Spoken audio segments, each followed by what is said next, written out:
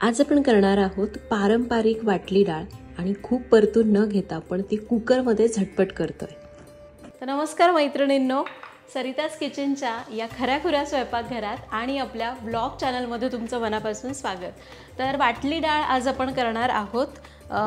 मला वाटली डाळ करायची आहे जी आपण नेहमी खिरापतीला करतो गौरी गणपती असताना, पण बऱ्याचदा काय होतं वाटली डाळ करत असताना ती चांगली अर्धा तास परतून घ्यावी लागते, त्याशिवाय त्याला खमंगपणा येत नाही।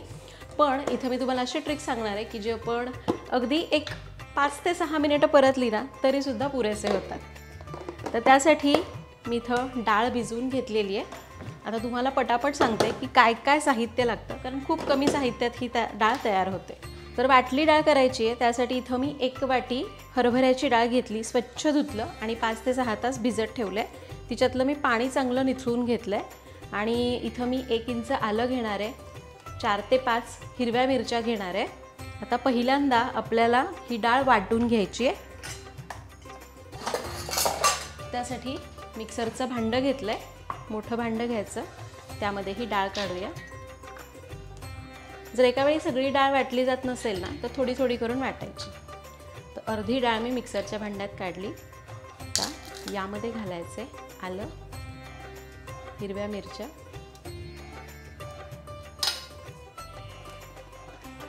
आणि जराही पाणी यामध्ये घालायचं नाही आणि याला आपण मिक्सरमध्ये जाडसर वाटून घ्यायचं। तर मिक्सरमध्ये वाटत असताना आपल्याला पल्स मोडवरच वाटायचं आहे, बस असं।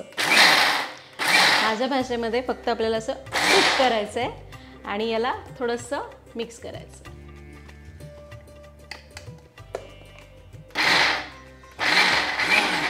बस एक 5 ते 6 वेळा मी ही डाळ फिरवून घेतली आणि डाळ बघा अशी वाटली गेली आहे। अशी जाडसरच डाळ आपल्याला वाटायची, खूप बारीक करायची नाही। ही डाळ मी ताटामध्ये काढून घेते।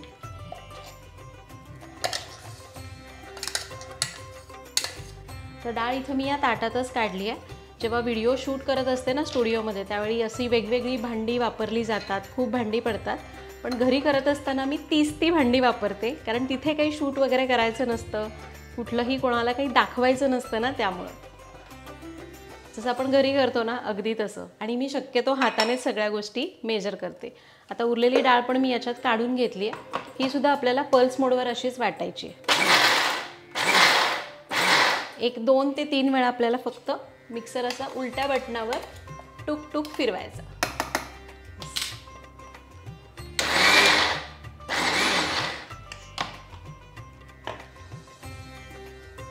थोडीशी डाळ अख्खी राहिली ना तरी पण चालते बरं का, ती चवीला खूप मस्त लागते जेव्हा दाताखाली येते ना तेव्हा।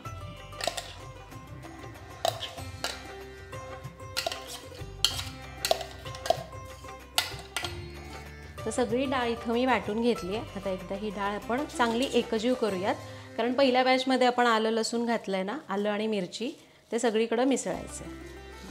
तर हे बघा याला आपण मिसळून घेतलंय। याला एखाद्या कुकरच्या डब्यामध्ये किंवा अशा भांड्यामध्ये काढायचं।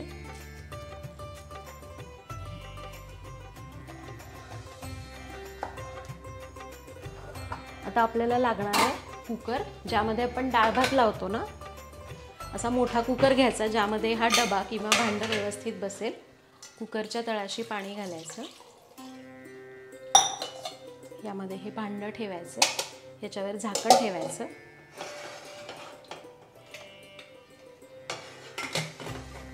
कुकरचं झाकण लावलंय, गॅस चालू केला। आता याच्या मोठ्या गॅसवर 1 शिट्टी आणि मध्यम आचेवर 3 शिट्ट्या करू। तर कुकरच्या शिट्ट्या झालेल्या आहेत आणि याची पूर्ण वाफ जिरली आहे, आपण याला उघडूया। तर डाळ चांगली शिजली गेली आहे। आता ही डाळ मी याच ताटामध्ये काढून घेते।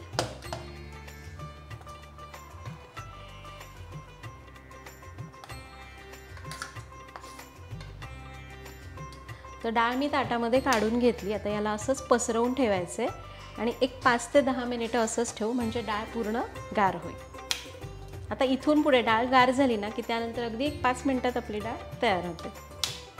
एक 5 मिनिटच ताटात पसरून ठेवलं होतं. डाळ आपली गार झालेली आहे, हलकी कोमट असली तरी चालते. तर यामध्ये काही अशा मोठ्या गुठळ्या असतील ना तर त्या फक्त आपल्याला मोडून घ्यायच्या. कधी कधी बऱ्याच मोठ्या गुठळ्या होतात, त्या मोडून घ्याव्या लागतात. तर बऱ्यापैकी गुठळ्या मोडून घेतल्यात. डाळीला फोडणी द्यायची आहे. त्यासाठी जाड तळाची कढई घ्यायची, गॅस चालू करायचा आहे. तर यामध्ये घालायचं आहे तेल. आता या डाळीला तेल थोडं जास्त घ्यायला लागतं. इथं मी जवळपास 4 चमचे तेल घेते.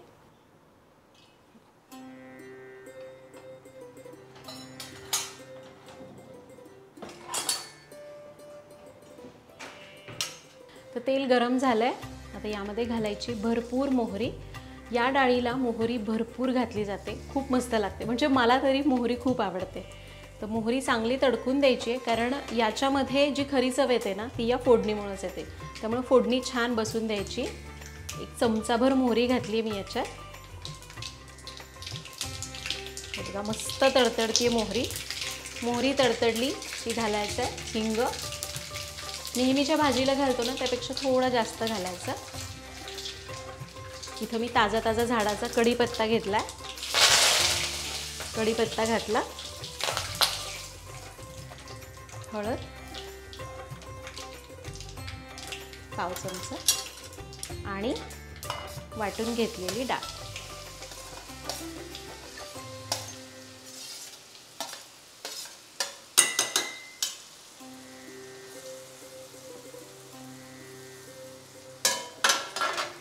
डाळ घालायची आणि याला मिक्स करायचं. आता यामध्ये घालायचं आहे चवीपुरतं मीठ.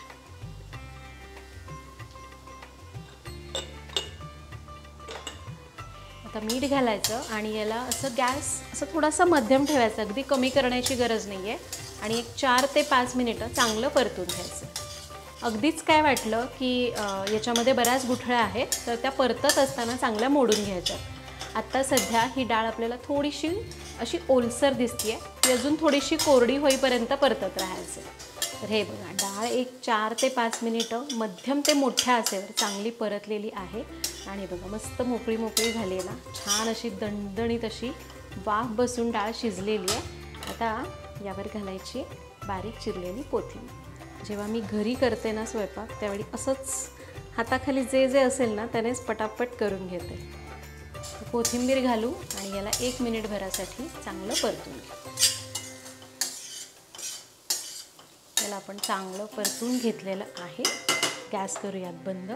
आणि हे बघा अशी छान आपली मस्त वाटली डाळ तयार झाली आहे.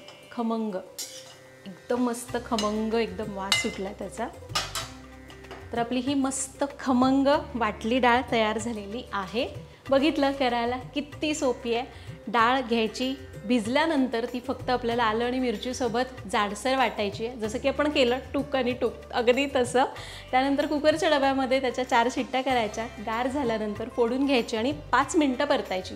जेव्हा आपण कच्ची डाळ मिक्सरमध्ये फिरवतो आणि मग त्याला फोडणी देऊन वाटतो ना त्यावेळी ती परतून परतून परतून हात दुखून जातात, कारण कच्ची डाळ असते, पाणी भरपूर असतं. ते आटेपर्यंत परतायला जवळपास अर्धा ते पाऊण तास आरामात जातो, म्हणजे जर एवढी डाळ असेल तर. त्यापेक्षा ही खूप सोपी पद्धत आहे. तर अशा प्रकारे इथं आज मी ही वाटली डाळ केलेली आहे. घरी मुलांना खाण्यासाठी मी मध्ये मध्ये बनवते.